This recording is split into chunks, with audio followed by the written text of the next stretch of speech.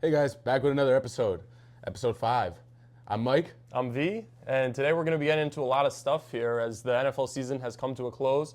But some breaking news now with Tyreek Hill, so we're going to jump into that. We're also going to get into the NBA All-Star Weekend that just happened, and then obviously into the MLB with spring training, World Baseball Classic, stuff like that. So tune in, look forward to hearing from you guys going forward as well. So here we go.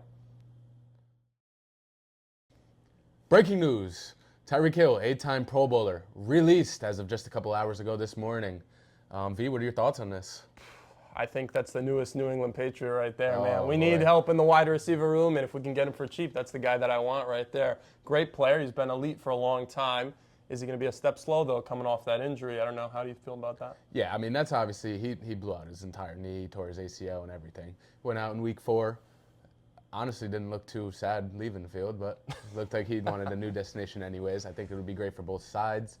Miami will save $22.8 million just from releasing him. Obviously, they still have to pay him some of his guaranteed money. But as far as potential next suitors, obviously you see the Patriots. I see the Patriots as a big one there because we need help in that wide receiver room. Everybody saw it during the playoffs, but let's move from them to a different team that I think they're going to be losing a star and they might want to gain one if he can get there for cheap. The Eagles. Losing A.J. Brown over there. Now, necessarily, is it a scheme fit? We don't know. But yeah, I don't hate the idea of it over there. What do you think? I'm not too big of a fan just because you're going to lose that kind of – you get the deep threat, but you already have the deep threat in Devontae Smith. Yeah. Though I don't know if their game is going to complement each other as far as that offense. But you never know because Jalen Hurts maybe didn't look the most accurate this year. Maybe he needs those kind of slot guys roaming over the middle, have Devontae going deep. So I could see it. I wouldn't say that that's my number one spot. I could see him in this stage of his career. I think, honestly, it's a no-brainer. He needs to obviously be a cheaper player now. I think in maybe that $10 million range, not the 30-something millions that we see out of him. I don't expect him to come back and be kind of what we know Tyreek Hill to be. But I think he needs to go to, in this stage of his career, I think he absolutely needs to go to a contender. Yeah. I think that's his only option. He needs to be on a team-friendly deal and not ring chase, but help a team get over the hump. And I think he can still do that. I think he still has the talent to do that. It's going to be interesting seeing him come off to kind of blowing out his knee at 32 now. I don't think that he can be relied on as a number one right now. I don't think you can expect that out of a guy who just came off of this absolutely horrific injury. And I think going into next year, you can't expect him even to clear the 1,000-yard marker, in my opinion. But if he can be in that 800 to 1,000-yard range, I think he's going to be a very great player for a good team.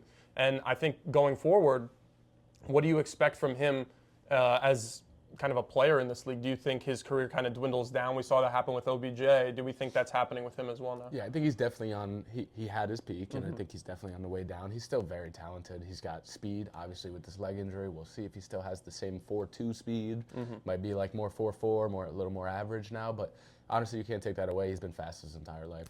I think as far as his usage in the new offense, I think he needs to obviously go to a contender, but he can't be the guy that you rely on. He needs to be that featured guy that, like, just gets to play in the big moment. I don't think he's going to be a 1,000-yard receiver he could be a 1,000-yard receiver, honestly. You don't know. But he's not going to be leading the league in receiving yards like he did those couple of years. Yeah, and I don't mean to talk bad about him or anything like that, obviously, but I just don't see him at that. He is 32. He's going to be 32. And I think he's going to be the big play guy, kind of like in a different way, I think more of like a Devontae Adams, where it's like he's in the red zone getting the touchdowns. But I see Tyreek Hill maybe getting like the 3rd and 2s, like something like that around that nature. I think he'll still be very. You could definitely use him for very good things and move forward and honestly elevate your offense. Adding another element to it. For sure. And I think moving off of him, per se, how do you feel about the Dolphins opening up that cap space? Do you think it's a good move for them? Absolutely. They just got rid of their coach. They're obviously rebuilding. Yeah. Honestly, they need to. They do have A-Chain over there. I think that they're going to keep him because he's still young and he's obviously a great player, great back. Great player. Yeah. But yeah, moving off of an aging receiver who is making number one receiver money. Too much money. I think, honestly, yes. You save your $23 million in cap space. You kind of move on. You get going on some younger guys. And you kind of build your team a little bit because they need that, especially with a new coach. I don't think he's going to want to kind of Honestly, Tyreek Hill also has off-field issues too. I don't know the exact details of everything like that, but they probably just wanted to wipe clean on him and just kind of move forward. Yeah, I think that's a good move by them as well. And looking into that AFC East, they don't really have that contender energy, and they don't really have the ability to kind of compete with those Bills and Patriots. So I think right now for them to take a step back, get some good draft capital, try and move in the right direction here, build for a couple of years, and then try and retool and find, their future. I don't think 2 is the answer anymore. I think that's kind of been figured out over these last couple of years. It sucks because of what happened with those concussions. I think that really didn't have an impact. Of course. But because it really did look like he was going to be a great player in the league. They had a great scheme going there with McDaniel and Waddle and Tyreek Hill, and all the motion stuff they were doing. So it's kind of sad to see that the era is kind of coming to an end now, but I think it's all for the best at this point. That's kind of run its course.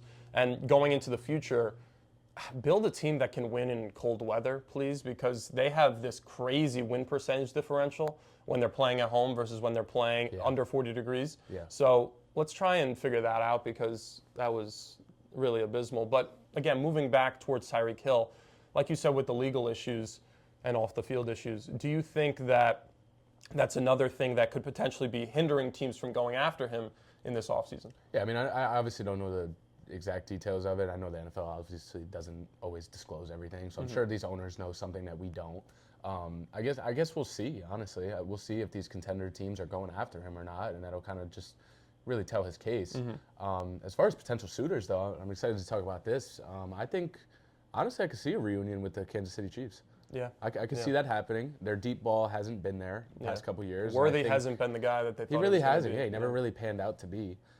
He's been more of the featured guy, and I think Tyreek Hill would be a great, just to expand the field and just kind of get downfield and be open and let Patrick Mahomes kind of air it out once in a while. I don't see the volume still, obviously, there, but he'll still be that deep guy. I could see the Patriots, honestly. Yeah. I could see that. What else would you? I would say. I'm not going to lie. I'm going to go in a bit of a different direction here. Your team, the Dallas Cowboys, they could use a guy who kind of gets open in space, and obviously CD does a great job of doing that, but he needs a complement, right? George Pickens is a deep threat. That's really all he is.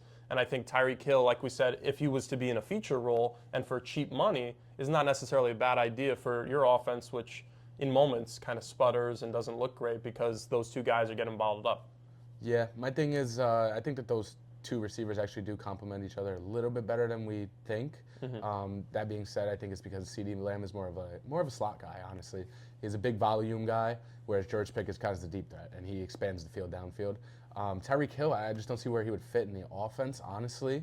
I think that he would honestly have to take a role of volume and work in that slot while CeeDee Lamb is kind of middle of the field, and then you got George Pickens going deep. So I don't know about the Cowboys, honestly, because it'll obviously be a lot of money wrapped up into one position, which we see the Cowboys still do.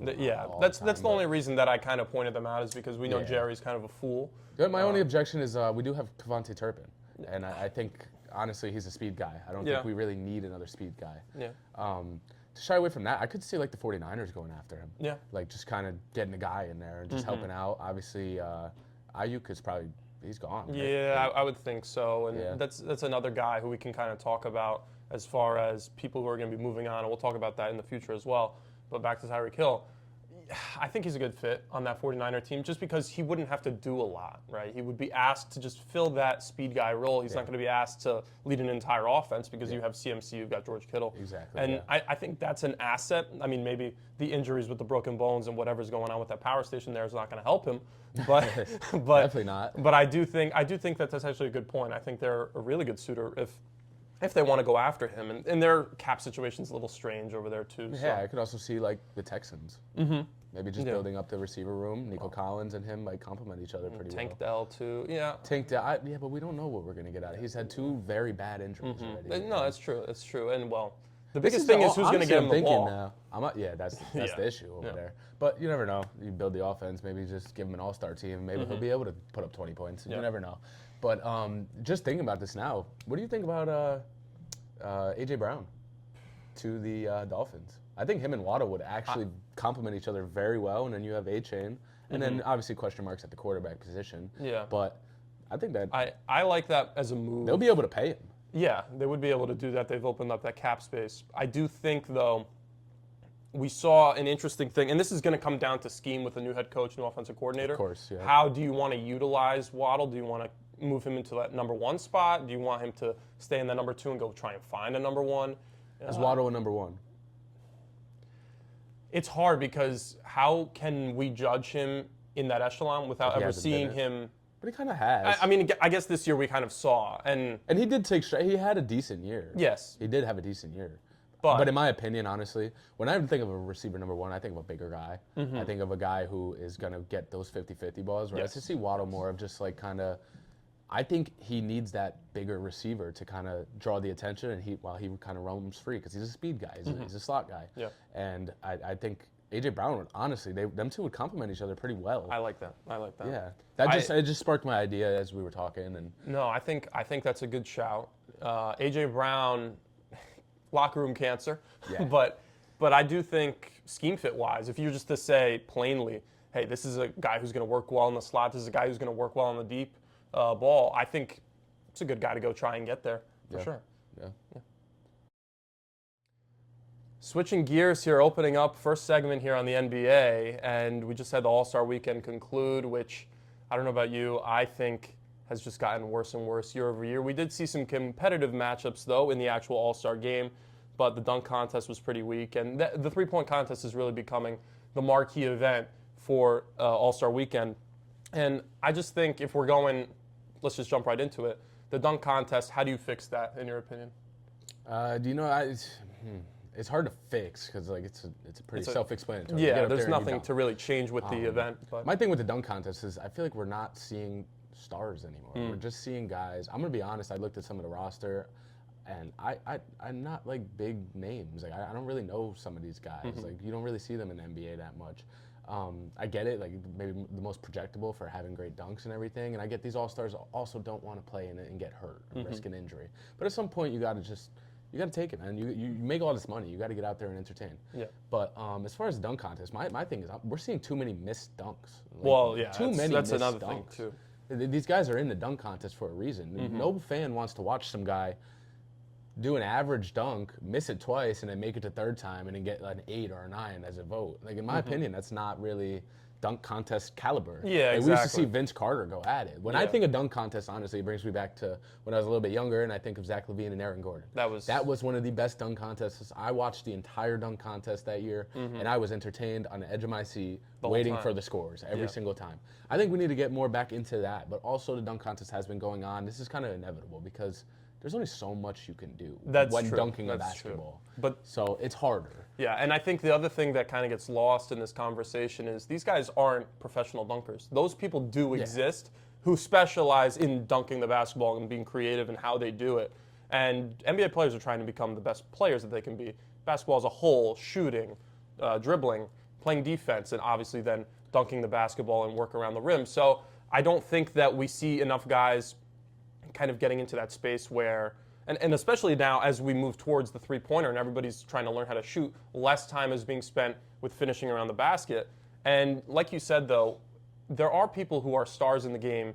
Ja Morant has had some weird things happening with his career, but before, when he was really an up-and-coming star, it would have been perfect for him to do it. Obviously, LeBron James, 15 years ago, when he was had an opportunity and he declined because he didn't want to risk injury and he didn't want to risk losing and then his brand notoriety. We can't fault him for that, I guess, because he's had a great career. But how do you fix the lack of stars? I think honestly, if your team's not a contender, you can't play that. Oh, I don't want to get hurt. What do you not? You're not a contender. I know, but you're never going to be able to force somebody into an event, and I think of course not. But I don't think that they should. I don't know. With the NBA, I've honestly not been happy with it recently. I think there's too much load management going around. Yeah. It's not a hard contact sport like a football sport. Like I can get that in other sports, but in basketball, yes, you get hurt and everything, but these dudes they're playing a game, taking 2 off, playing 1, taking 2 off. Like we see it all the time. Kawhi Leonard kind of started this whole thing, and it's just been interesting since. I feel like the level of play has kind of downgraded, honestly, and you as see far as the more- dunk contest, do you go away with it? Like, do you just get rid of it? I don't What think do you. I don't think you get rid of it because it is a legendary event. They did course. They actually did get rid of it in the '90s at one point because it had gotten quote unquote so bad, and then Vince Carter saves the dunk contest. So I don't need know. a savior. I wouldn't get rid of it. An idea that I had just kind of here while we were talking about it is maybe you don't have NBA players competing. Maybe you just embrace and say, okay, like a Mac McClung, right? He did a great job. He saved the dunk contest, and then now we're at the same spot that we were 3 years ago, right? So maybe you embrace that. You go into guys who are professionals dunkers, and you just try and make this the most entertaining event as possible. Yeah. We know that NBA players are the best shooters in the world. That's bar none, understood, right? Dame Lillard, who won the three-point contest, Steph Curry, obviously. Those guys can participate in the three-point contest, and they do a great job of showcasing that talent. But I think the dunk contest, because of guys like Vince Carter, Michael Jordan, they brought about this new generation who wanted to become professional dunkers and wanted to learn that as There's a thing. such high expectations now. Exactly. And what are you going to do as an NBA player who's not able to dedicate that time into learning and perfecting this craft? I think maybe the NBA should look into having this guy, Jordan Kilgannon, who does these crazy, like, scorpion, behind the head, one-handed, underneath, like, just crazy dunks. If you look into it, I could put it on the screen.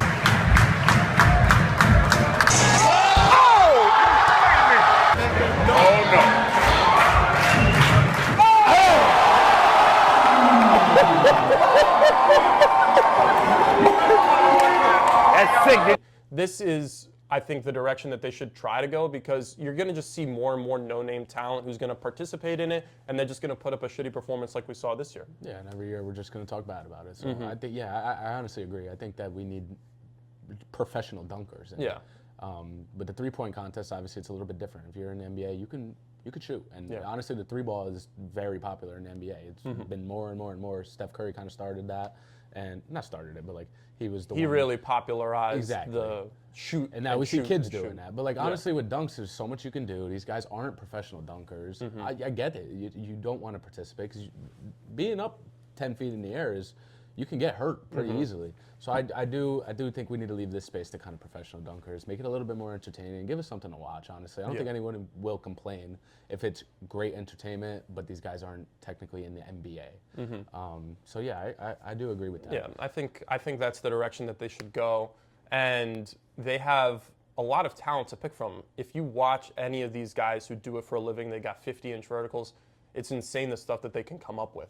So I think that would be a super entertaining product to put out there, and you'd be popularizing the sport even more. You'd be looking and showcasing people that people have never seen, and you bring more and more eyes to the thing. And I think just because you don't have the big stars doesn't mean that when somebody sees the most insane dunk they've ever seen, I mean, you're not really a huge NBA fan, you're more of a casual, right? But you would be eyes drawn if you saw some guy doing something you've never seen before. Of course, I think it brings in a whole new audience, honestly, because when I love dunks, like that is so cool to me. I like it better than the 3-point.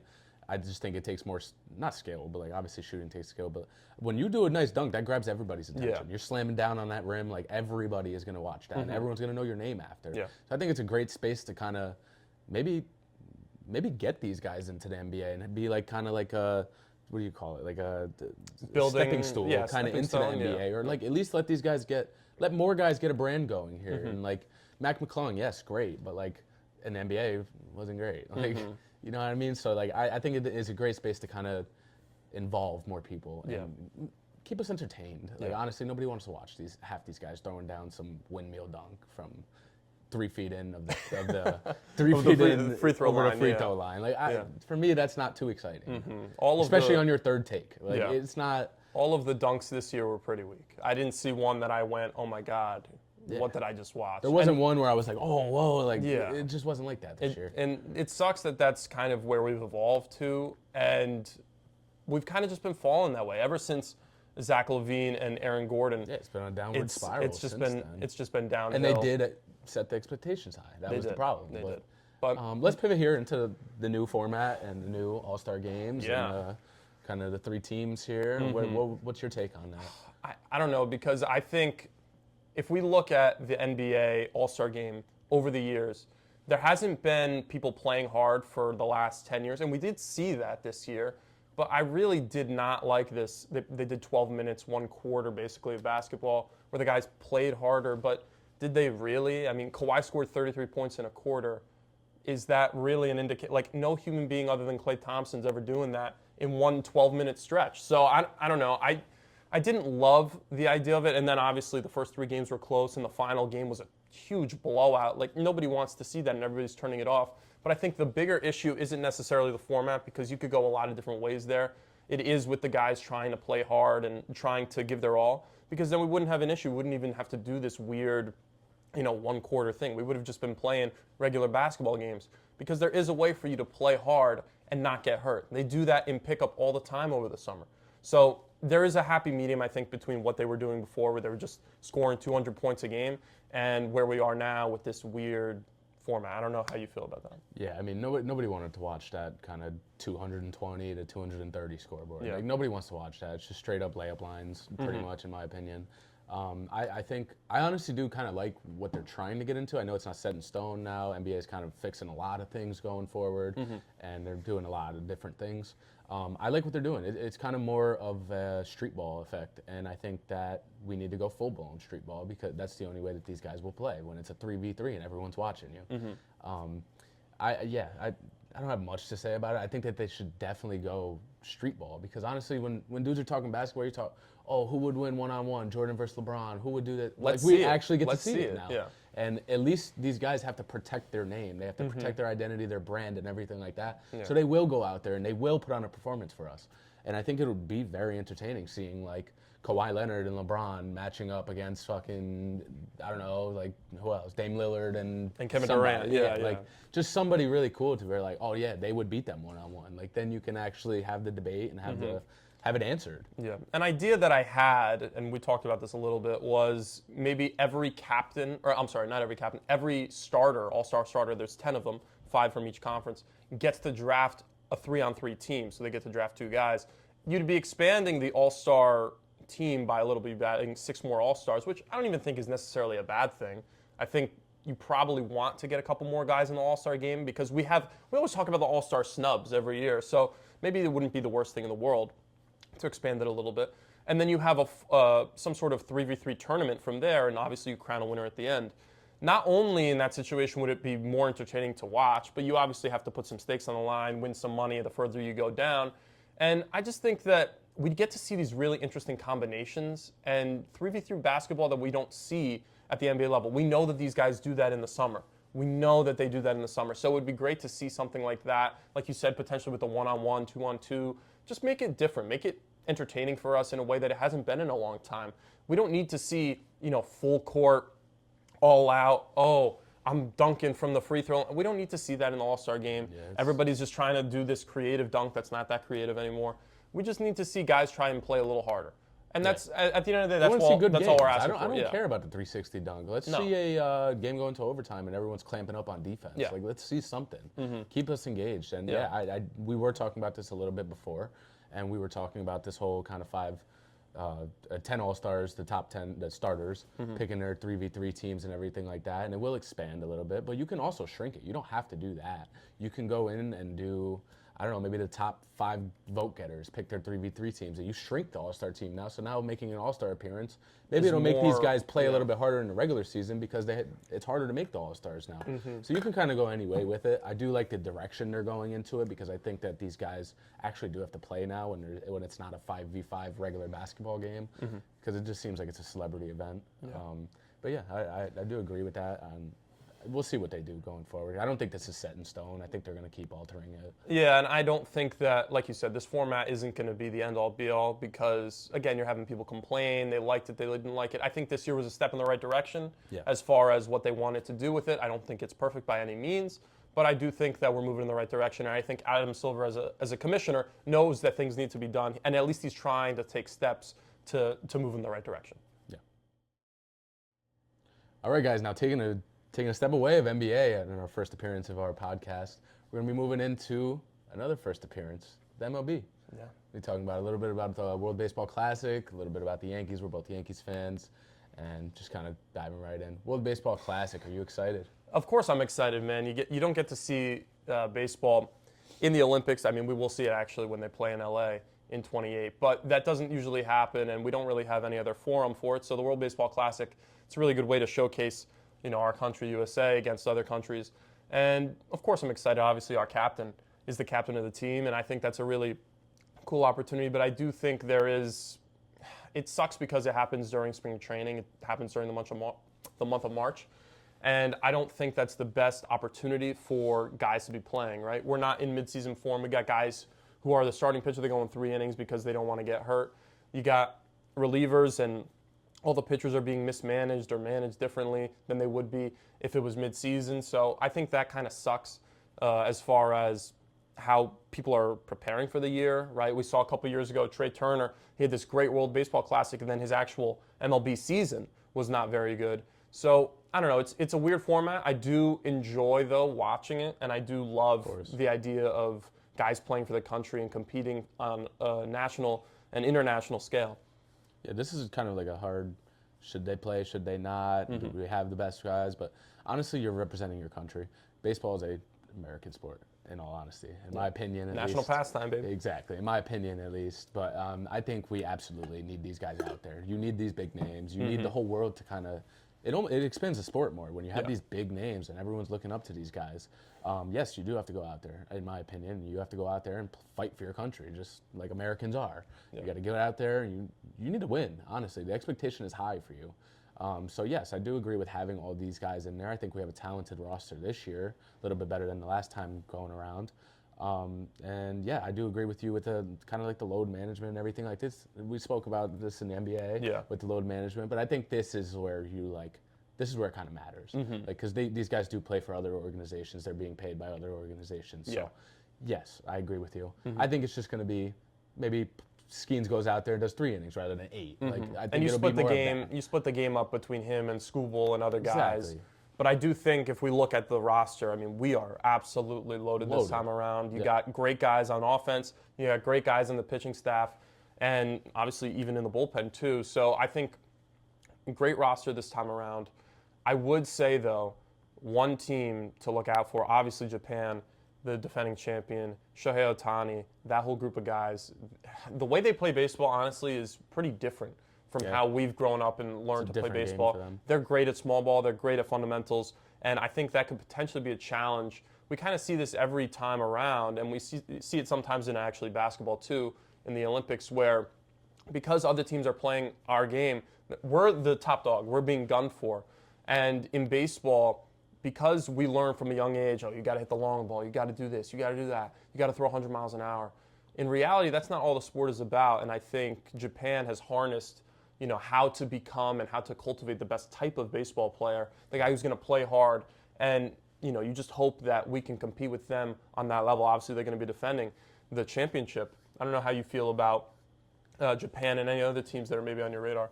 Yeah, I think this is, honestly, I think we did load up for a reason this year. I think that we can't really let Japan kind of take this World Baseball Classic away from us, because I think it'll say less about America's being the top dog now. I think it'll kind of shift into, Japan's becoming the top guy. So I think this is probably one of the most important ones, and I think we saw this with the Dream Team in basketball, and back in, what year was that? 24. No, you're talking about Dream 92. Team. 92? 92 Dream Team, Yeah. where they went out there and they weren't playing games. You go out there to win, you fight for your country, and you keep this sport back, keep it in America. You don't let Japan come out and take them and bust your ass all game. Yeah. No, screw that. You get in there, play the best guys, top guys representing your country who want to play for your country, and you go out there and win it. I don't care about anything else right now. I think we need to win this. I think this is the most pivotal World Baseball Classic we've had in a little while, because Japan is really lurking here, and they really want to take over. For sure, yeah. And, man, I really hope we can win this thing. I really do. Yeah.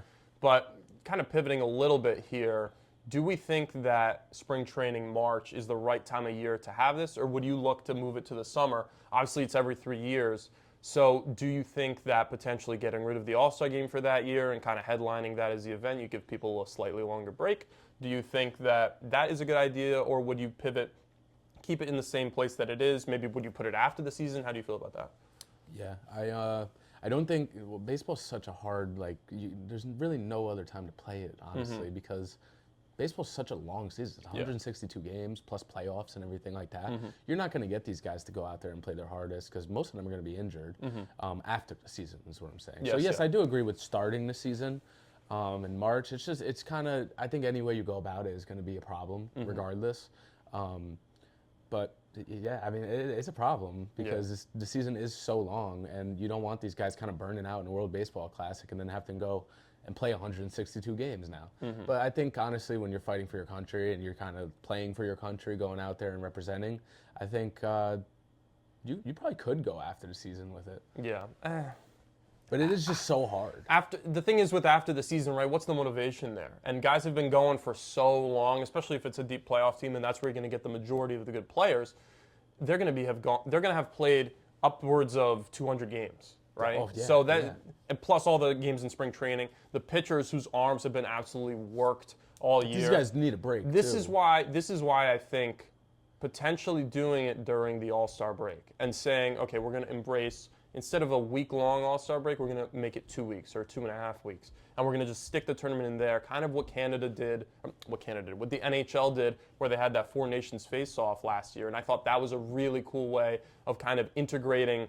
Hey, we're going to bring in this international presence, and we're going to have guys fight for something. We saw those guys throwing hands in the first 10 seconds of the match. Oh my God, that was between electric. U.S. and Canada. Absolutely electric. So if you bring that kind of environment into sort of your break in the summer, and you have this big tournament that everybody's looking forward to, and guys are pumped up there in mid-season form, I think that's when you're going to bring out the best in baseball. Because baseball is not a sport where you can just lollygag, do whatever. I honestly want to change my mind on this. I do completely agree with you. Mid-season, I think that's the best time to do it because honestly, that's when a lot of people really start watching baseball again. Like, a lot of people kind of casuals first week. They'll watch a couple of the games, see how the team starts, then kind of fade off into the All-Star break, and then they'll see if their team is good. They'll watch after the All-Star break. I think this is actually a great idea. I think you should do it middle of the season, get these guys involved, and then get these guys ready to go for the rest of the season. Obviously, it would suck for teams that are like kind of going into the All-Star break hot, but a week off, you're going to cool off anyways. And it's every 3 years. It's not like it's every year. That's the thing. I think, I honestly think a 2-week break, you get this World Baseball Classic booming, and then, I do agree with you on that. Yeah, I think. But then, does that affect the playoffs? Because these pitchers are going to be going out there. So here's the thing. The options that you have then are A, shorten the season by 10 games or so. Yeah. B, start earlier, or C, start or end later, right? That's really where you would go as far as how you fit this into the season. And I'm not a fan of shortening the season. I don't think that's the way to go. I know there's some players who complain about the length of the season. Man up, what kind of guy are you?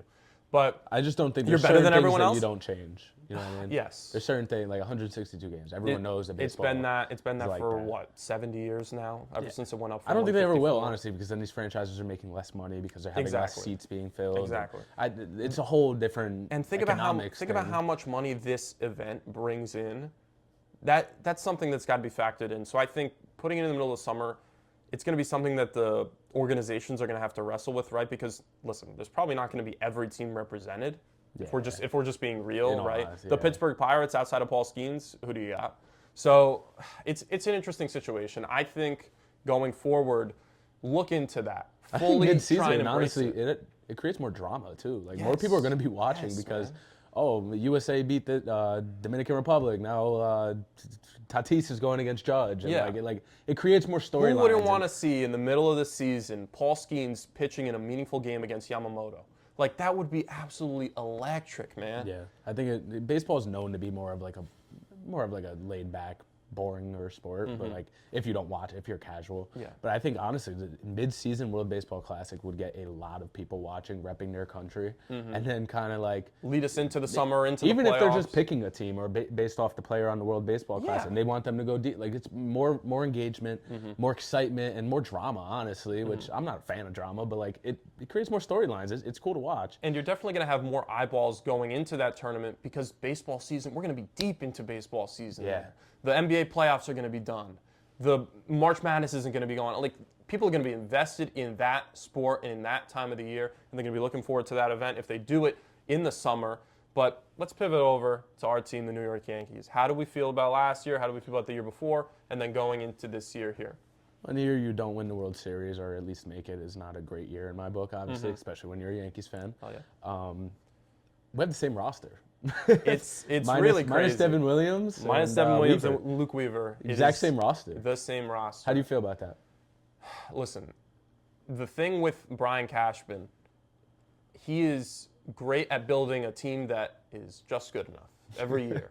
Just good enough to make the playoffs. Like the Steelers. Get that extra revenue. It really is, but obviously much better. But Yes. but it is kind of crazy how the Yankees have devolved from being that perennial team that's always in the World Series, and now that's kind of the Dodgers, right? And it kind of sucks being in that situation because the last World Series that our team won was when I was 4 years old, and I cannot even fathom how that would feel as a Dodger fan to just be back in it over and over and over again, and they win these two. One of them's a Mickey Mouse, then they win against us, and they win against the Blue Jays. Like, that is where we should be as a franchise right now. I don't know about you. Yeah, my only frustration right now with the franchise is that, hey, these Dodgers are picking up fucking everybody. Yes. They're picking up everybody. Every top name is going to the Dodgers. Yep.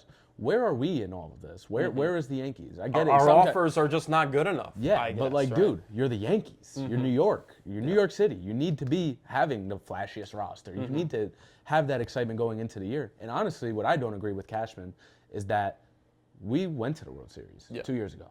We went. Then we lose Soto. Okay, whatever. Yeah. Bring in about 3 guys and make him fucking regret that. And now give the fans. We just lost the World Series. We didn't win it. We lost it. Let's get back to it. And I like what he did last year with the kind of bolstering the roster a little bit. We kind of got a little bit more depth, a little bit more of guys. Yeah. But we don't have like the big name. Like we have Aaron Judge, but like We've got all like the big names past their prime. Yes, exactly. We're like the retirement team now. we really are. It's unfortunate that it's devolved. Like Paul into Goldschmidt, that. amazing, 10 years ago. Yeah, like it's.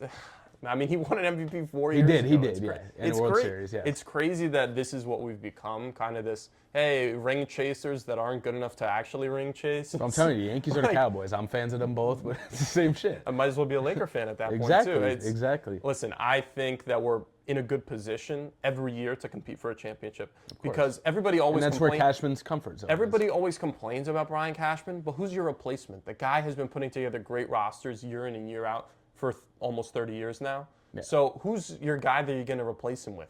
I don't see anybody. Dude, we still didn't have a disappointing year. We had the most wins in the American League. That's the problem that I have. We were tied for the most. That's the problem that I have. So it's like, maybe bring in one more guy, get you over the hump, dude. Yes. Like, come on. I didn't agree with what he did so far this offseason. He could be making a splash trade. We never know. But as far as right now, we have the exact same roster. What do you think is going to happen? Probably the exact same fucking thing. Listen. And honestly, we weren't that bad with injuries last year. No. So, like... Listen, what are the expectations for this year? I got to hold out hope that we're going to make the World Series and then we're going to win the World Series, right? That's the expectation going into every single season. Of course. Championship or bust. Exactly. Do I think that we have the team, as of right now, currently constructed to do that? Yes, to make the World Series because the American League is weaker. Yes. Yeah, Do I think we can win the World Series against a team like the Dodgers, the Padres, the Phillies, any contender out in the National League? No. I don't see that as of right now. The thing is, he has the opportunity to make moves at the trade deadline, make moves during the season to make things like that happen. Call up a guy like Spencer Jones, see what he's got. Send the Martian away. That guy's proven nothing. We're still holding on to that first week that he had when he lit the world on fire, and we think that that's the player he's going to be? No, man, that guy's done. Send him away, right? We got to know, okay, we have this talent pool that's coming up. We showcase them. We try and trade them when they're high, and we get guys who are going to win now. Because I'm done waiting for the future. The future's come, the future's gone. The Baby Bombers was 10 years ago, right? Let's go do something now. You're wasting years of Aaron Judge, the best hitter on the planet, wasting years of his prime. Can't happen anymore. And that's my biggest frustration because we do have the best player. Obviously, there's a debate with him and Ohtani. I don't care. I'm a Yankees fan. Aaron Judge is the best player in the world. Yes. How do you not take advantage of this prime? He is playing so far above the rest of the league that all he needs is like another guy or two just to compliment him. And like I just every year it's the same thing. It's the same fucking thing. It's Judge and then everyone else. Yeah. It's not like we had the Soto that one year and we made it to the World Series that year. Exactly. Like and what was our problem? It was more pitching. It wasn't hitting. It wasn't the lineup. No. Whereas like I just think honestly either we have Garrett Cole coming back obviously, but is he the same guy? We don't. I don't know, but he's old. Here's the thing: I think the rotation that he's put together this year is one of the best in baseball. Hoping that Cam can be what he became. If Cam pans out and Garrett Cole comes back playing at least 85% of himself. I mean, imagine Carlos Rodon as a number 4 or number 5. Yes, I think it's that's a great rotation. That's what we'd be talking about. I think it's a great rotation, but guess what? Our lineup isn't that amazing. That's the problem. It's kind of just like guys. Like it's not like it's a bunch of 250. Yeah, which is a problem. It's not what you want. You don't want 250 because the majority of the time, and we saw it last year. My issue with the Yankees last year was that, one game we're going to put up 15 because everybody decides to get a hit and everybody decides to go yard.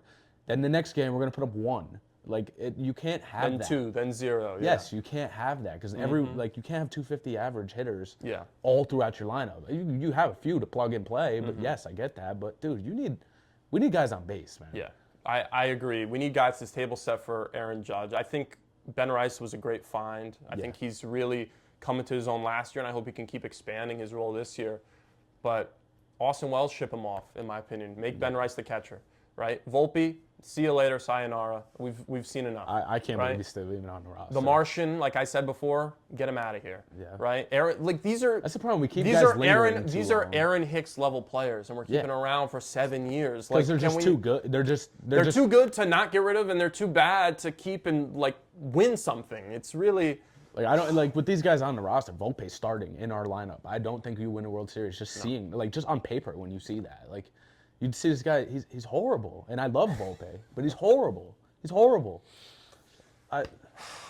What's a trade that you think can, what's a potential addition, a trade or something that you think will get us over the hump this year? So with our current roster. So last year, the guy that they went and got and made the big move for was Ryan McMahon. Yeah.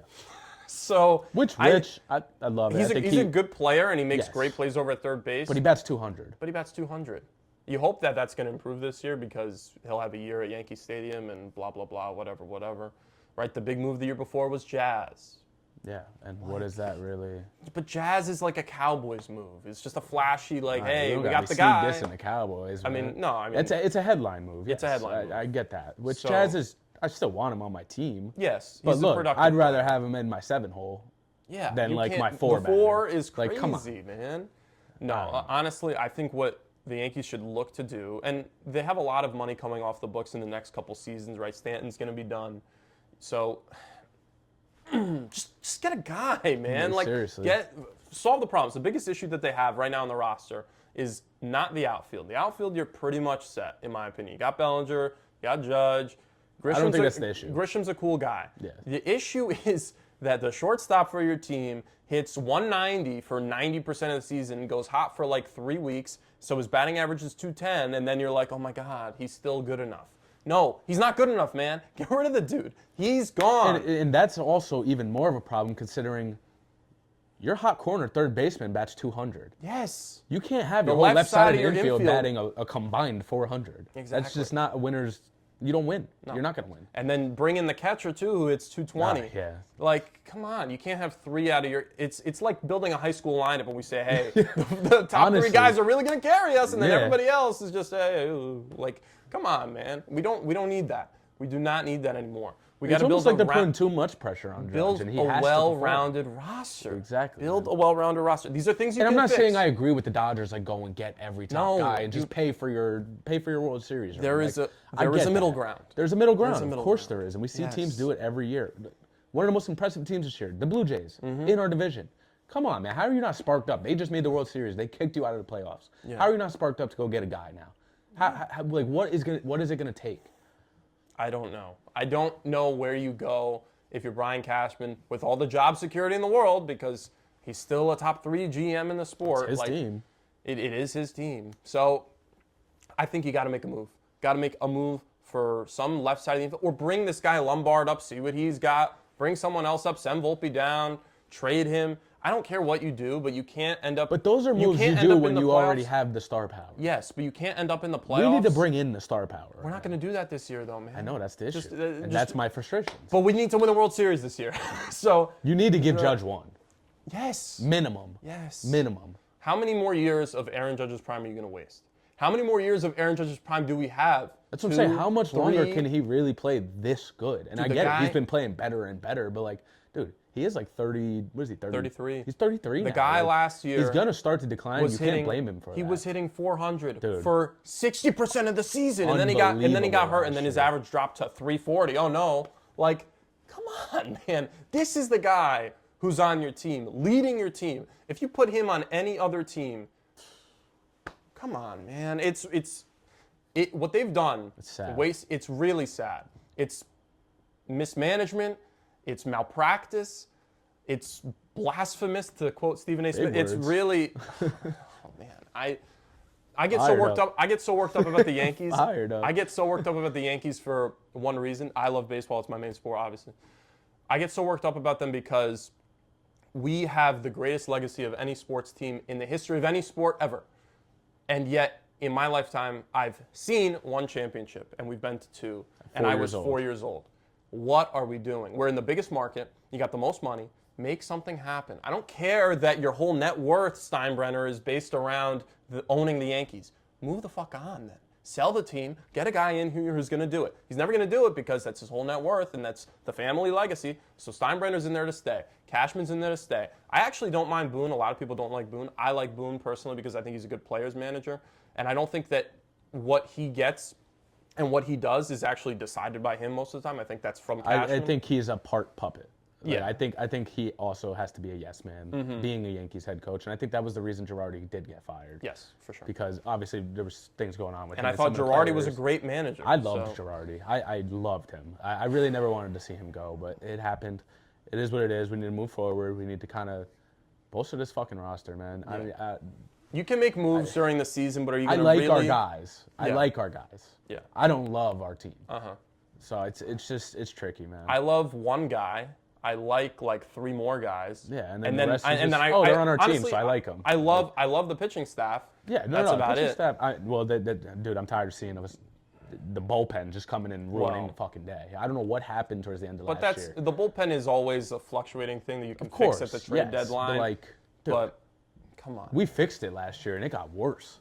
Yeah. Well, but those are all that the was people. crazy. Bro, but those are all the people that people wanted. Like everybody yeah. wanted Bednar. Exactly, yes. Everybody wanted Doval. We did Everybody go and get Everybody everyone wanted that- those people. So I Exactly. think the moves that he made last year were great. It made moves. complete sense. They in made the, in the complete time. sense. It just didn't work out. And then we watched that game together Oh where my they God, all against came Miami. in. Boom, boom, boom. we're boom. sitting. He is their home run guy. In the air to left, hit it pretty good. Dominguez back, track, wall, go!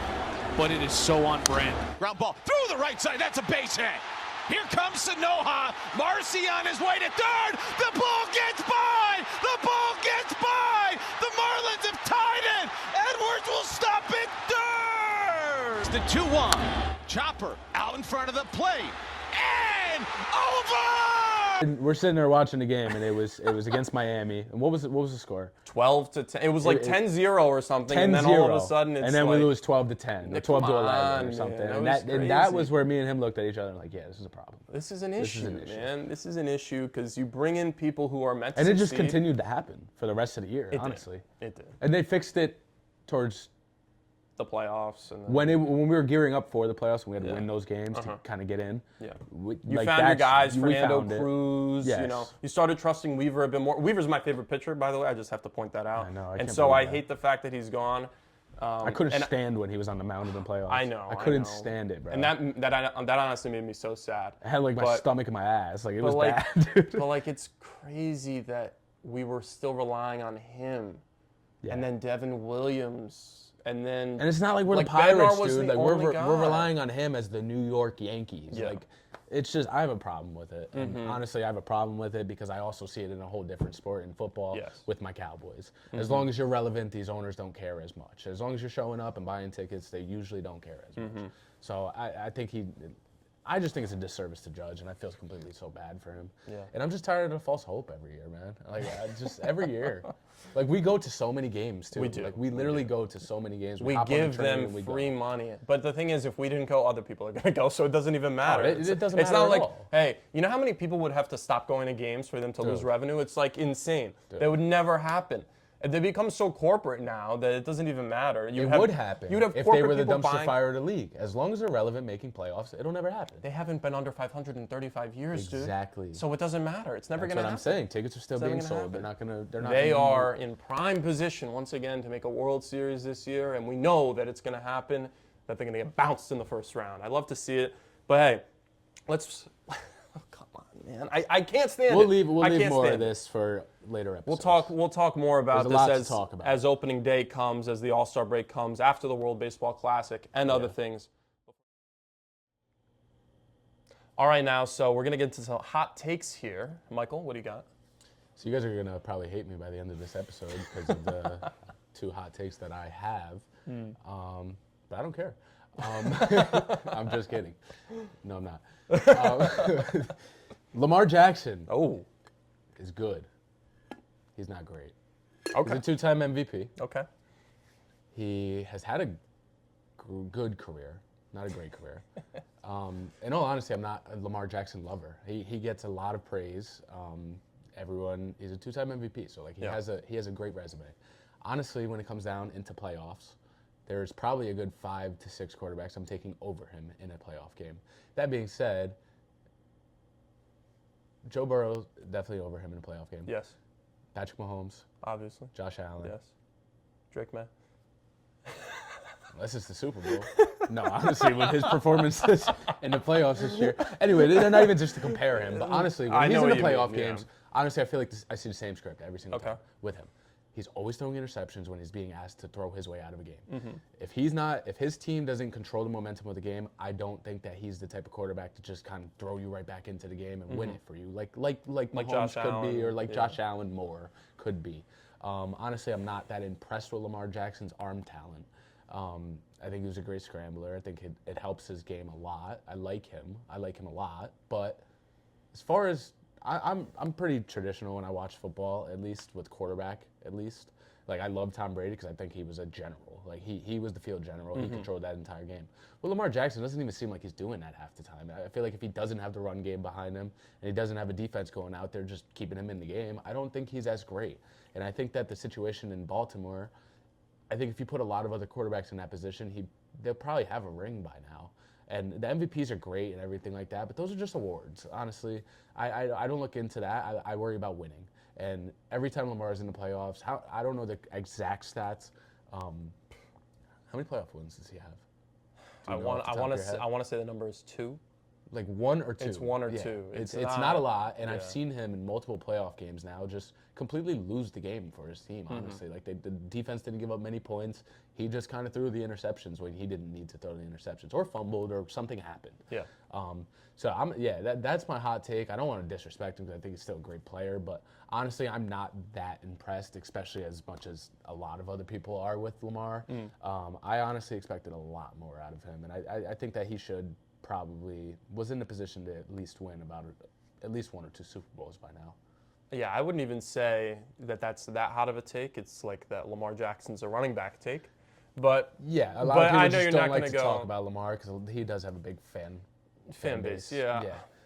I wouldn't even say that I necessarily disagree with that take, to be honest. Well, it makes me feel a little bit better. Yeah. But I'm sure you're going to get... No, honestly, I really don't like Lamar Jackson that much. He's not my favorite. I'm sure you're going to get plenty especially of a quarterback. For that take. But. So now, moving on to my hot take, and I think it's a hotter take than yours. The Dodgers are not going to win the NL West. And I think there's a pretty simple reason why. The Padres are lurking. The Giants are lurking. They've done too much over these last couple of years. The baseball gods are going to say, karma's a bitch. And I think maybe the Padres go and win that division finally. Please do it, because we don't want to see the Dodgers in a dominant position yet again. And I can't deal with it, honestly, because that's who we should be. We talked about it a little bit before. So do you see, honestly, I could see them not winning the division maybe. Like I could see that, honestly. The Padres are very good. The Giants are very good. You see them making the playoffs, though, right? Obviously. Okay. They're still going to win like 100 games. The only way that they lose that division is if the Giants or the Padres win over 100 games. And it'd probably take both of them to kick the Dodgers out of the playoffs. Exactly. We really need that to happen. And just for baseball sanity's sake, like, because I can't see It almost another feels year. like it's too good to be true with them. Like, Yeah. they just keep on adding after winning World Series, and they just keep on adding more. But in the and more way talent. in the way that it's too good to be true for them, like we put together a roster that's quote unquote too good to be true, and then it sucks ass. But not really. I mean, kind of though. Like Like the stars, the Yeah, but we Dodgers got- are 1 through 8. we got all the old stars. They got all the new stars. Yeah, That's they have that's the big current good difference. players. It's sad. I can't deal with that anymore. I don't really want to talk about it anymore. Moving on. He's clearly grieving. Yes. Moving on, I'm going to go after another player that I'm not that very impressed with. I think skill set wise, great player. I think as far as being your number one guy and leading you to a championship, Kevin Durant doesn't have that. You can say whatever you want, but listen, he had to go to Golden State for a ring. Okay. Couldn't make it work in Oklahoma. They traded him. Wasn't really his fault. I just think everywhere he goes has not really been. He went to Phoenix, wasn't successful. Brooklyn Nets was a dumpster fire. Houston's been okay. Houston's right been now. okay, but But not. we'll see. Not great. I don't think Kevin Durant is that guy. I think he's that guy that you go and get to get you over the hump. I don't think he's that guy to kind of lead you straight into an NBA championship. That could be debated, obviously. Wow.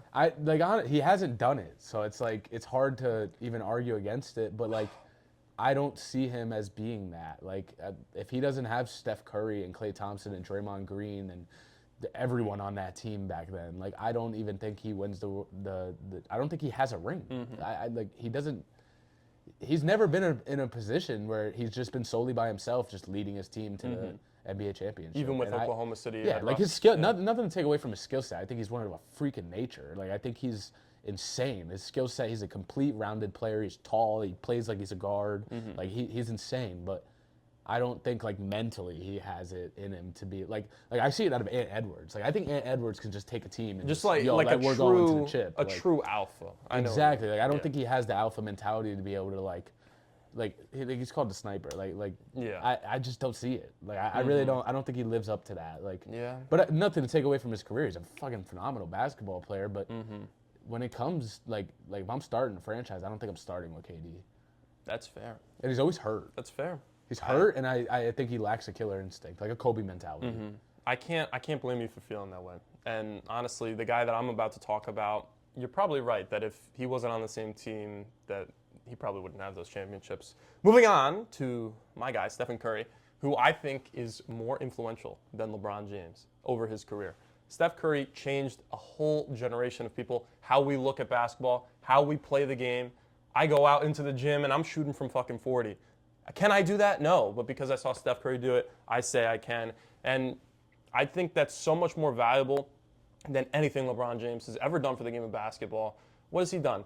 Shown you how to be a bad loser and go to a different team? What else has he done? Show you how to have a bad bag and not be able to dribble like a human being? Yeah, he can run and dunk.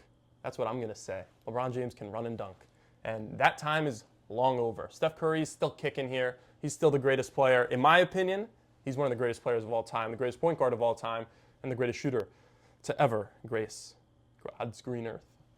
Okay, so I have one thing to say about this. I think, honestly, well, first of all, we're not going to tolerate LeBron's slander on this podcast. I'll slander the guy anytime I want. I don't think he deserves slander for what he has done for the NBA the last 20-something years now. And no one's done that before. I actually agree with your take, though. I think Steph Curry is a more influential, not a better, but an influential player. And I think that's because these kids see, when you're a kid, obviously, most people can't dunk. Most people cannot dunk. Correct. Especially with the way LeBron does it and gets his whole chest over the rim. So I think Steph kind of made it more attainable to be one of these guys you look up to and be That's able to the shoot main from point. 40. I think that he's because he's so influential because it's more attainable for the average person.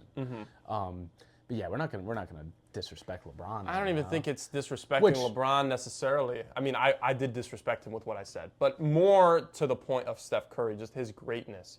Because it's not just what you're saying about how attainable it feels to play at a young age and growing up becoming more of a shooter.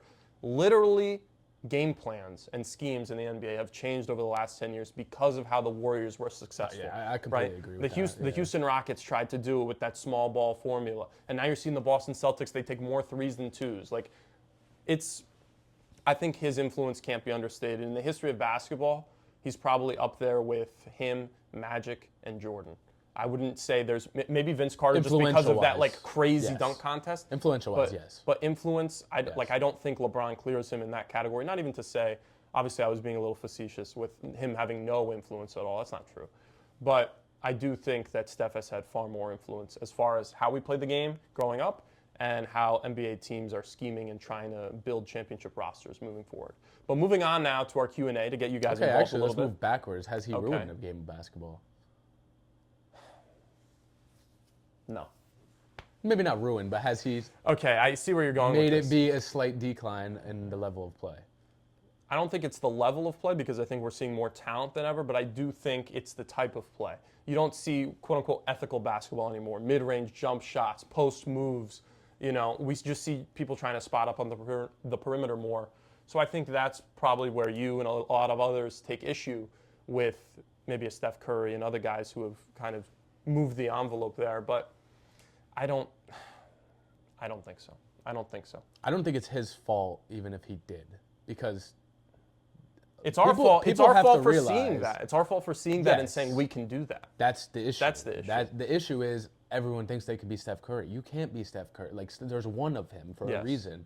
Players in the NBA know that they're not Steph Curry. Like, you think you're going to be sitting on your couch being Steph Curry? No.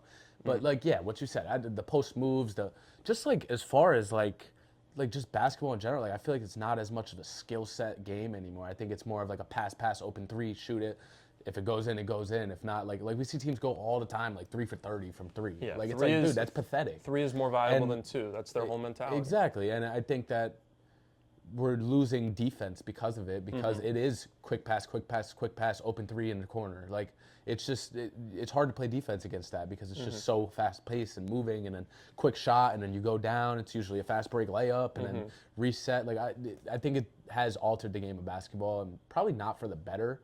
But I don't think it's Steph Curry's fault. I mean, when you have a God-given gift, you can't just not shoot it. Yeah, for sure. But let's move over into the Q&A now. We've been doing this. We started this last episode. We thought it was actually really fun, and you guys have actually been engaging more. Q&A. Let's start here. We'll do.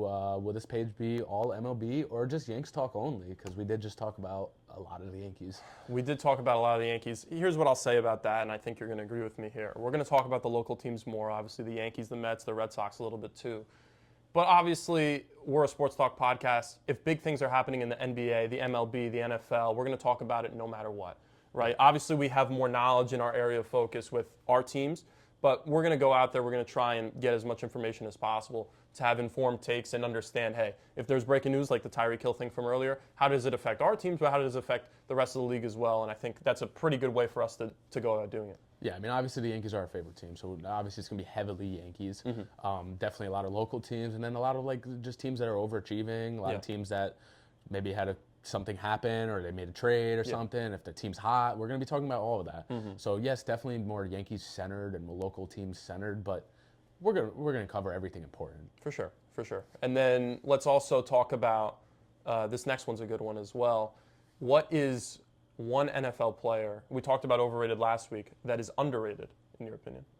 I honestly think a lot, honestly, because I think the NFL is more of a situation league. I think it's an opportunity league, especially in football, because if you don't have a good quarterback, you're probably not going to put up 2,000 yards receiving. That's true. Or if you don't have a good O-line, you're probably not going to be a 1,500-yard running back. I think that. But as far as making the most of what they have, oh man, I think honestly Chris Olave is very underrated. Yeah, he's a good player, man. Yeah, I think you put him in a better situation, he's probably getting more and more, and he's still balling out there. And he's still balling. It's just crazy. Who else? I'll say for me, I think one of the most underrated guys, because I told you last week how I feel about Puka Nacua and what he does everywhere in every aspect of the game. I think people like that are a lot more valuable. 100%, I don't want to say that he's underrated because he's literally a top star in the league But Christian McCaffrey? Like, have we almost underrated his ability? I think we've gotten used to his ability. Yes, I think that's the issue. like he's single-handedly the most valuable probably player on any football team because of what he does in the run game, because of what he does in the pass game. I think that's so valuable. Yeah, I agree with that. Just to kind of flip to the defensive side, I think that they're stars all over the place, and a lot of people don't get the recognition. Yes. But like as far as Zach Bond, man, like he is a complete dog, just complete dog, and he kind of gets overshadowed by like Philly has the white DBs, like that's the story right there. Then you have the entire offense are just stars. Then you have Jalen Carter taking away the attention. Just everything they got going around in Philly. Yeah. I think he really doesn't. Zach Bond, he got a little praised when they won the championship, but this year he's still week in and week out just being a dog and just making plays. Also, Nakobe Dean, his other linebacker, they're both a pair, and I think a defense doesn't run smoothly without a good linebacker. I promise, like it doesn't. Yeah, for sure. I would think. If I'm going to pick a defensive player, I'm going to look at the Super Bowl champions right now, man. I mean, just every guy on that defense, who are you saying is like, oh my God, this is a huge name? They're all stars, but none of them are like, oh my God, this is a top 5 defender they're not in the like Fred league. Warner or like. But they work as a unit. I think that's why they're so good. Yes. Exactly. And I think that's, if you want to talk about underrated players, just that whole secondary. Right, like we Witherspoon's talked a about them dog. Yes. Like Witherspoon is a complete dog. But we would never say Witherspoon's a top 15 cornerback in the league. Like, 15, yeah, you do. I don't know. Witherspoon's in my top 15. Okay. 100%. I'm just saying. But he's not like, I don't talk about Witherspoon like I talk about Pat Surtain. Yes, exactly. That's what I mean. Like along that level of it. As far as any other completely underrated talent. Maybe a quarterback would be a good one. I would say actually, the guy that is over in Philly's become a little underrated. He's a winner through and through, Jalen Hurts. I think we overrated him after he won the championship, and then now, because of how bad he performed, people are going to underrate him going into this year. But see, Jalen Hurts is one of those quarterbacks where if I see him on like I think even if you give him like the Pittsburgh Steelers, like I don't think he's a good quarterback. I disagree. Really? I disagree. I think that he can make things happen, honestly. I think he knows how to win. Okay, I have a hot take. Okay. I have a hot take. Let's do it then. I think that Jalen Hurts is the worst quarterback in the NFC East. I don't know that that's a hot take. What do you mean? No, it's you got a rookie hot Jackson take. Dart. I think It's a hot I'm take. taking Jackson Dart over him. I meant to say I don't know if it's a bad take. I'm taking Dak Prescott over him. And how do you not take Jaden Daniels. Jaden Daniels? You might have it there. The only one you could argue is Dart because he hasn't proven enough. I mean, you could say the same thing but with like Jaden Daniels. you know what you're getting out of Jalen Hurts. Like we saw him just completely overthrow balls. We saw him just look like shit this year. But I think the play calling was a bigger part of that this year. I mean, yes, but like my thing is, it's like, all right, open receiver. You're throwing to that open receiver, and you throw it 5 yards over his head. No, that's that is a talent valid. issue. That's not a scheme. That's valid. Especially when you're throwing to A.J. Brown, Devontae Smith, with Saquon coming out your back end with a good old line. There's just no excuses with that, which I get that. That's why he gets some of the slander because there is no excuses having that team around you. But like I just wasn't impressed with anything he did this year. Honestly, when they made the Super Bowl run, I think that a lot of it was him. Obviously, he's the quarterback and everything, but like he had a 2,000-yard rusher. Yeah, the talent around him. Talent around him helps a lot. The defense doesn't even give up anything. Like I'm not impressed by him. And I'm an Alabama football fan, and he comes from Alabama. I wasn't even impressed with him at Alabama, man. But again, to go back to what I said about underrated, you just said he's the worst quarterback in the NFC East, and the guy won the Super Bowl last year. So you see what I'm saying about how we're kind of underrating his talent? Because he can't. What team is winning the Super Bowl with a bad quarterback? I understand that aspect, but worst quarterback in the division. I think if you give Dart, McDaniels, or Dak the Philadelphia Eagles, I think they still win that championship. That's a lot of conjecture. I think honestly, if you give I don't think it's crazy what you're saying. So where do you rank him in the league right now? Let's do who you would have over him then. Okay, perfect. All right, Mahomes. Yes. Allen. Yes. Burrow. Yes. And then Dak Prescott, I'll give you that. Yes. I'm not going to give you the other two because I haven't seen enough from them. Okay. Is that Well, how are you basing this? Are you basing this starting your franchise, or are you basing this winning a game? Okay, let's say starting the franchise. Then. Starting well, you could take a lot because he's a little bit old. He's older than McDaniels. Like I'm taking McDaniels. Jaden Daniels. Sorry, Okay, I keep saying McDaniels. I don't know why. Yeah, say Daniels. Okay, that's 5 then. That's 5. I'll take Drake May too. 1,000% I'm taking Drake May. Okay. I'm also taking fucking Tyler Shaw. Yeah. All right. I'm taking a lot of guys over him. I just don't. This notion that like he's the reason the Eagles are losing. I think that's really. No. I'm not saying that either. I'm just saying but a lot of he's people not are. that good. That's where I he's take not issue. that good. That's where I take issue with that. But that's where I just said with NFL's a situation and opportunity in yes. this league, and I think if he doesn't have that team, he might not even be a starting quarterback like now. Like I just think we would really see his flaws in a team that wasn't so good. Mm-hmm. So that's all. That's all I was saying. I don't think. Let's move on though. Were the Pats frauds? Everybody's saying yes. I mean, I can't bring myself to say that. I know you probably think that, and it sucks to hear. A lot of indicators pointing at that too, but I would say no. We're not frauds, and we'll be back next year, motherfuckers, because we have. That's laughable. That's laughable. We've got some fucking dogs on this team, and we're gonna get more talent in this offseason. So you better fucking look out, okay? Everybody's sleeping on us again. Okay, but you're we talking got a about lame the future. roster. Were they frauds? We got a lame roster. Were they frauds? Were they frauds? No. They were not frauds, and we talked about this plenty last time too. I'm just challenging you because honestly, when you make the Super Bowl, I don't think any team is a fraud. Well, you still had to win. They won 17 games, yes. like against 17 NFL teams. Like they're not frauds, but frauds in the been, context of potentially being a champion is what you're saying. Yeah, like the answer I don't to your think question is still no. Oh, that's crazy. That's crazy, man. Listen, I get it. It's your team. Like I get it. It's my team. I'm going to be biased, but I'm also going to tell you if you think about many of the Patriots teams that we saw previously go to a Super Bowl and win, the moniker around them was the same. They didn't play anybody. The AFC East is easy. We hear this all the time.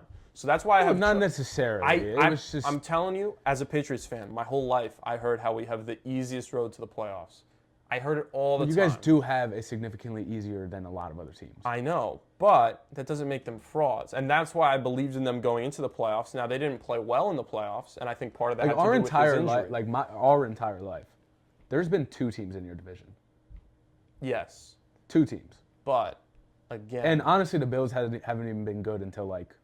After Tom Brady. Yes. Like you're right. But, you know what I mean? So like that bro, it's been like 20 something. Like you guys have always had a good 4 wins, maybe 6 wins just marked off in the win column. Like that's an easy road, bro. Yeah. You know what I mean? It's easy, but we're not frauds. That's what I'll give you that. Like listen, once again, you guys made the Super Bowl. Like you guys won your games, which is important. That's what really matters. So I can't say that I can't sit here and be like the Patriots are frauds. But were they Super Bowl good? Were they good enough for the Super Bowl? In my opinion, this year, no. Just because of who they played. When you really look at it, like it's actually really fucking alarming how the fuck they got away with that. But they didn't get away with anything though. But we'll see the way it happened. We'll see next But year. it's not their fault, obviously. It's a schedule. You know what I mean? Bill Belichick used to say, we're on to Cincinnati, we're on to next year. All right, and we'll see. We got a first place schedule, and we're going to take the league by storm yet again. We got Drake May, that's our franchise. But let's move on to something that's not in the past. 9 wins incoming. 9, please, 9 wins. We're gonna win. Hey, what did I say this year? We're gonna win 11 games. We won 14. I'll give you $20 right now. I'll say a $20 bet. How many? Win 11 games. 11 games. If you go 12, you go 12, I could see 11. Over 11 and a half. I'll shake on it right now. You're going on the over on 11 and a half? Yeah, I'll shake it on it right now on camera. This is on camera. $20. I can't wait. Hey, we got a year until that happens, but let's move on to the not NFL because the NFL's over and done with. My brother wanted me to answer this question, so we'll talk about it here. Will the Charlotte Hornets make the playoffs? Right now, they're the 9th seed in the East. They've got all those young guys, Colin Kneppel, LaMelo Ball. They're kind of this amalgamation of weird, talented guys who can't really perform, but they're really hot right now. They've won something like 17 out of the last 20 games. What I will say is that it's hard to make the playoffs. That 6th seed is pretty hard to attain. Right now, they're 4.5 games out. What I would say to any person who's trying to get into the NBA and you want a team to just root for and you don't have any roots to any of the teams, root for the Charlotte Hornets because it's a pretty cool. It's a cool group of guys. If you can never be called a bandwagon. Yeah, exactly. But if you expect to win a championship or even make the playoffs, I would say that's bad news for you. I do think they make the play-in this year, and I do think going forward they have a lot of talent to make things happen. But I think they're too young right now. I don't know how much you know about 17 that of 20. They've won the last 17 of 20. They're still 4.5 out. But it's going to come down to how long can they stay hot. Exactly, honestly. because we know that that's not going to last forever. And honestly, how are they going to come out of this break? Yes, that's true too. We might see them go and lose 9 games in a row. That's the kind of team they've been for the last 5-10 years. So we don't honestly, know. the first week back in the NBA, you'll probably know. Yes, I think that's fair to say. But if I had to just give you a yes or no answer, no, they're not going to make the playoffs. Yes, they're going to make the play-in. Next year? Next year they can make the playoffs. I can see them in the playoffs. But I'm talking about this year. Okay. So, anyways, moving on now to another basketball-related question. Who do you think makes it out of the Eastern Conference this year? I don't even know. Knicks. I'm going Knicks. I want Knicks. I'm biased. So I want Knicks. We've got 3 front runners. Pistons probably. Yeah. Knicks in my The 3 front runners. Hopes. Detroit, Boston, and New York. Obviously, both of us Knicks fans. I love the Knicks. Going into the year, they were probably the favorite because Boston doesn't have Jason Tatum. Indy's out. So I'm still also going to say the Knicks, but if you picked any of those 3 teams from this point in the season and you said they're going to win the East, would I scoff at you? No, not at all, because those are all good picks in my opinion. And the Knicks kind of have to wake up because they have gotten hotter, but they had a rough stretch a little while back, and I can't have that for my team. We got to be moving forward. We made the Eastern Conference Finals last year, first time in 25 years. NBA Finals this year, please. They need it. I mean, honestly, they've been a playoff team the past few years now, and they just haven't. And they will be. What are they like? Are they lacking a star? Like, what are they like? I think that Karl Anthony Towns is a fake star. Yeah. And if you want a hot take, there it is. I kind of agree with that too. I don't like Cat as a fit. He's looked horrible for most of this year. This is the problem. I don't like him as a fit on like any team unless he's the guy, and he's not the guy on this. But he's not team. the guy to be able to win you a championship. Yes, in my he opinion. plays with this weird lackadaisical flailing my arms. After all that, like I don't need that. I don't need that on my that team, zest, man. bro. Yeah. Oh my God! Like he does all that shit after not getting a call. It's not a good look for New York. He doesn't hustle down the floor. You know, yeah, we need like a rough and tough guy. Give me Giannis, please. Bro, in this give me offseason. Ant Edwards, Yeah, bro. give me Like, that is anybody. a perfect fit for New York. I think it'll never happen, obviously, but Jalen is a great star, and he's our great. Yeah, he's the one, right? He's the guy. He's the 1A dude that they've been looking for a very long time. Cat just doesn't work with that group because he's another defensive liability, and it sucks to say it because I don't even necessarily dislike Cat as a player. I think that he is the greatest shooting big man ever. What the but Knicks like, were doing, though. Like, yeah. I get it. You want the big man and you want the guard. Mm-hmm. And you but want the when floor both of them are spacing. liability on defenses and both of them are ball dominant, it doesn't always work That's the because problem. there's only one basketball. And yeah, both of these guys need the basketball in their hands pretty much every drive. So it's kind of hard. Yeah, it's rough. I think if they can move off Cat, they got a better chance moving forward. I don't know how realistic that is because they've put so much into this window of Cat and Mikal Bridges, OG Anunoby, and obviously Jalen Brunson. So I'm not sure, moving forward where they go. But again, to round it off, I would say the Knicks still are the favorite just because they have all their guys, and Detroit's unproven, and Boston doesn't have Jason Tatum as of right now. So that's where I would go. You said the same thing, obviously, with the Knicks. Final basketball question here, and I like this one a lot. Kobe Bryant, where is he in your GOAT conversation? Obviously, he's not Michael Jordan or LeBron James, so where does he fit in that top 10, top 5? Oh, man. I mean, I love Kobe. I really do. Yeah. And I want to say top 5. Okay. I don't think he's top 10. I think that's a little much. You would not believe how many people have him outside their top 10, which I think is obviously plenty. crazy. This is favoritism. Yeah. I understand it. I could, if you said he's number 8, I'm not going to sit there and be like, all right, come on, bro. Yeah. But all right, so who do you rank ahead of him? So this is what I would say. LeBron, Jordan, LeBron. Okay, all right. We'll have a debate on that one day. Yeah, we'll talk about that someday. Kareem Abdul-Jabbar, Because obviously. I actually probably think I've surprised them. Okay. Tim Duncan. Over Kobe? Over Kobe. Okay. I mean, I wouldn't. I love Tim Duncan. Legacy and career. Okay. And then I probably have Kobe Bryant. Honestly, the 5 championships. He goes up against Magic. Magic had much better teams. Bill Russell. Larry had much better teams. Bill Russell's like out of my top 10. Yeah, in my opinion honestly. too. He only averaged 18. Did you know that? Well, he was more of a defensive stalwart. I know, but still, in that era of basketball. It is crazy to think about. Wilt? Wilt's probably like 11 on my list. If we went through it. He's playing against Mailman, bro. I really don't know. I'm not sure. Steph Curry's in my top 10, I'll tell you that much. 100%. Let's talk about that 100%. for sure. But yeah, I would probably put Starting Kobe, a franchise. Kobe Bryant in the prime. Prime. Kobe Bryant or Steph Curry? Steph Curry. Nothing is more valuable. Yeah. Just think about it. If we're going back 20 years, probably Kobe Bryant, but nothing is more valuable today in the league than shooting. Yeah, I guess it also matters what era of And basketball. I want you to think about this. He was on a team with Kevin Durant, Klay Thompson, Draymond Green. A fast break would happen. He would run to the corner. Kevin Durant would have the ball, dribbling down the court. The lane would open. Come on. That tells you everything you need to know. Steph Curry, most gravitational player in NBA history. That is a fact. You'll see two people run to him instead of filling the lane. So that's definitely how I feel about that. But for our final question, Q&A, thank you guys so much for participating here. Last one is a little bit of a funny one here. Not necessarily sports, but at the same time it kind of is. Technically. It technically is. Who do you have, Lightning McQueen or Doc Hudson? You got to follow the aura here, man. In my opinion, this is a no-brainer, Lightning McQueen. This is a no-brainer, in my opinion. He has the aura. He's the best, man. He's got the flash. He's got the aura. He gets the girls. 7 Piston Cups. 7? Yeah. I'm still taking Doc Hudson. I'll tell you why. And Lightning McQueen is my childhood hero.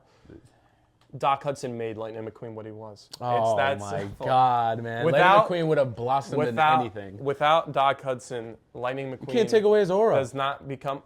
You saw what he did in that first Piston Cup race. What are we talking about? Where the tires came off because he was unwilling. He's a selfish guy. Doc Hudson made him into a selfless guy, and that's why... Or a selfless car. I call that determination. Yeah. Well, hey. Difference of opinion, but Doc Hudson. Well, to wrap this up, episode 6 is in the books. Episode 6 in the books. Thank you guys for all your support. Once again, we're on YouTube, TikTok, and Instagram. Go out and support if you like us. I'm Mike. I'm V. And this is it. Oh, yeah. That was a good-ass outro. That was good.